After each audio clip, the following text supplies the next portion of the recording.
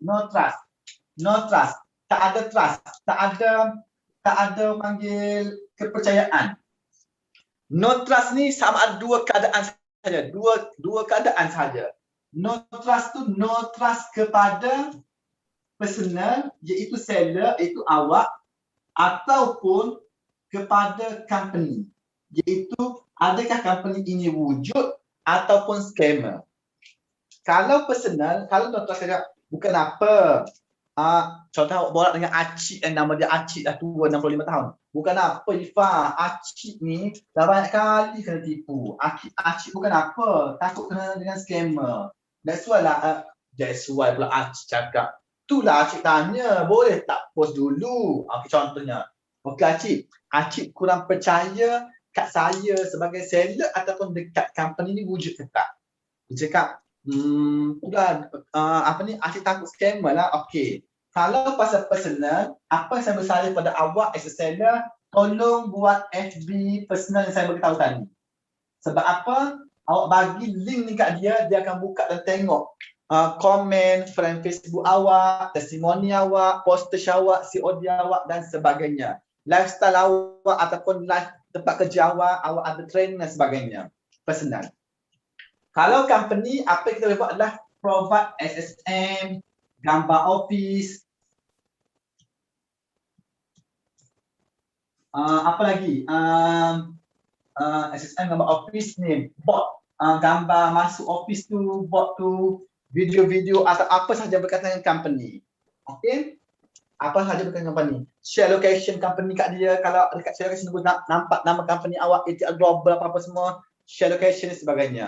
So that dia lagi trust kat awak. Itu adalah isu trust, sama ada personal awak ataupun company sahaja biasanya. Jelas setakat ni yang bahagian trust? Ada soalan? Nak tanya? Okey.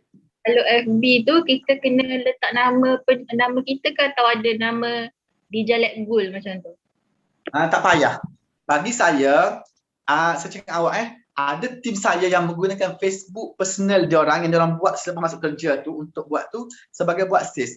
Dan very surprise, katakanlah sales jualan dia 150 kotak setiap bulan. Boleh dikatakan 100 kotak itu datang daripada leads atau nombor yang company bagi. Tetapi 50 kotak lagi tu datang daripada personal sales dia ataupun personal lead yang masuk ikut nombor dia yang orang tekan dengan WhatsApp melalui Facebook personal dia. Sebab apa? Dia hanya gunakan contoh nama tadi Muhammad Cik, macam tu je.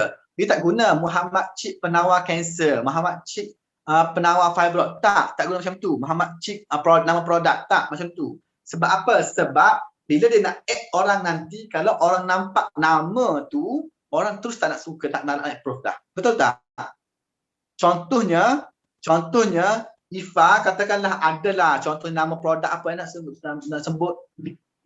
Ini bukan contoh buruk tau, just contoh. Okey, contohnya produk produk yang famous, yang ramai agent.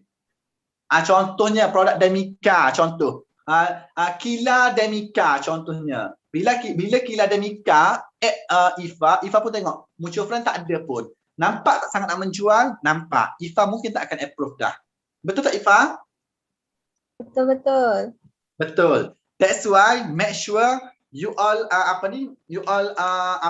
mention nama dekat gambar profile tu pun gambar peribadi, frame Facebook tu pun gambar family sebagai contoh. Nampak lebih kepada nak bersosial dan masa sama you menjual. Macam tu. Yang ni sebenarnya dalam topik media sosial. Yang kalau sempat saya share sikit lagi. Okey. Selain pada soalan tu ada lagi tak soalan lain?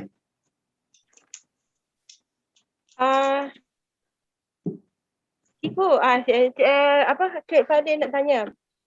Perlukah kita update macam cik kata aktiviti kan, salah satu aktiviti tu perlukah kita update pengepusan kita sebab macam kami sendiri kami tak buat pengepusan. Update aktiviti apa? Aktiviti pengepusan ke apa ke untuk macam dalam FB kita. Dalam FB? Sebab kalau boleh. Boleh. Kita tak buat tak direct pengepusan tu. Tak direct pengepusan? Maksudnya sebab akan ada tim lain yang uruskan pengepusan tu lah, bukan kita. Faham. Tapi awak boleh je minta diorang ambilkan, betul tak? Ambil gambar ke apa kan? Betul kan? Boleh. Boleh kan? Jadi minta dia orang hantar gambar and then awak buat posting. Contohnya kalau awak tengok tadi tim saya tadi dah 4,000 lebih friend Facebook dia. 4,000 lebih friend Facebook tu boleh dikatakan semuanya yang berpenyakit fibrosis melainkan kenalan yang kawan-kawan satu office. Sebab apa? Sebab dia pergi mencari dalam kolam yang ada fibrosis, ketumbuhan, masalah senggugut dan sebagainya. Dia cari orang macam tu untuk masuk ke kolam Facebook dia dan dia berkawan. Dan bila orang tengok Facebook dia, posting dia pagi, kata-kata positif, tengah hari, cakap pasal testimoni, petang pasal kucing, malam letak posting poster segala semuanya. So orang akan tekan link-link dia bila tengok dia bersosial. Dia selalu like Facebook orang, komen-komen Facebook orang dan sebagainya. Ini cara mereka create engagement dekat Facebook dan dapatkan lead dekat Facebook. Macam tu. Itu adalah untuk personal lah. Okey, boleh Jelas